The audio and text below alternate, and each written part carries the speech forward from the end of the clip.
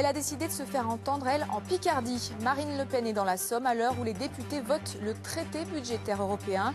À l'Étoile, où l'on a voté fortement pour le Front National, la présidente du FN a envoyé des cartes au gouvernement. Et puis toujours à la une de l'actualité, le traité budgétaire européen. Les députés se prononcent aujourd'hui sur son adoption à l'Assemblée nationale à Paris. Le Front National, lui, a choisi la Picardie pour délivrer son message. Marine Le Pen a déposé ce matin au bureau de poste de l'Étoile, vous le voyez dans la Somme, des cartes au gouvernement pour réclamer un référendum sur le traité. Marine Le Pen, que l'on retrouve en direct de Condé-Folly, une commune voisine. Bonjour. Vous avez réalisé là-bas l'un de vos meilleurs scores, plus de 36% au premier tour de la présidentielle. Vous êtes contre le traité budgétaire européen et vous réclamez un référendum. Pourquoi ? Madame, l'Étoile est un village très symbolique. Il a voté à 85% contre la Constitution européenne. Et aujourd'hui, nous sommes à nouveau face à un véritable coup d'État de la part de la classe politique française, UMP et PS, qui impose un traité budgétaire aux Français sans aucun débat, sans avoir autorisé le peuple français à donner son avis, alors même que nous savons que ce traité budgétaire va avoir des conséquences dramatiques sur la vie de tous les jours de nos compatriotes. Ça va être la cure d'austérité à vie, ça va être l'abandon de notre liberté, l'abandon de notre souveraineté, des sanctions financières considérables qui seront imposées par la Commission européenne et l'effondrement de l'économie, comme elle est en train de se dérouler en Grèce, en Espagne, au Portugal, en Italie. Alors, nous sommes la voix des invisibles. Marine Le Pen, les sondages, cette fois, donnent pourtant plus de 60% des Français favorables au oui. Oui, mais écoutez, madame, si c'est le cas, faisons un référendum, parce que c'était la même chose pour la Constitution européenne. On nous disait que les Français étaient à 62% pour, et ils ont voté à 55% contre. Cette Europe-là, les Français n'en veulent pas. La classe politique le sait, et c'est la raison pour laquelle on refuse de leur demander leur avis.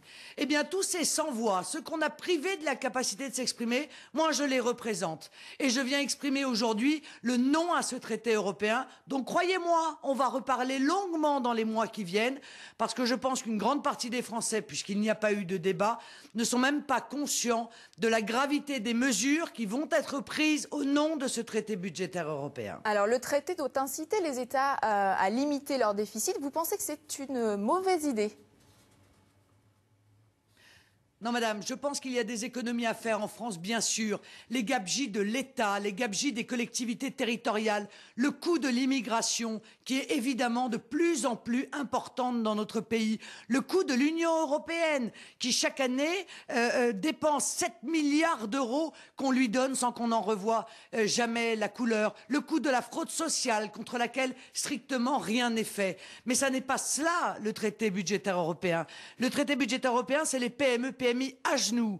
Ce sont les fonctionnaires, ce sont les salariés, ce sont les retraités qui vont voir augmenter de manière spectaculaire non seulement leurs impôts, mais également la CSG. C'est les services publics qui vont continuer à disparaître, et cette petite poste de l'Étoile où je suis allé poster mes cartes postales, peut-être d'ici quelques mois, quelques années, n'existera plus, parce qu'on a décidé de la désertification de la France et de l'abandon des services publics de proximité. C'est contre tout cela que je me bats. Je sais que nous sommes des millions à vouloir nous battre. Eh bien, j'appelle tous les Français maintenant à nous rejoindre, à avoir une action volontaire et plus seulement spectatrice des malheurs qui sont ceux de la France et qui sont de la responsabilité de nos dirigeants politiques. Effectivement, Marine Le Pen, vous êtes aujourd'hui dans une région particulièrement touchée par le chômage et qui cherche forcément une issue.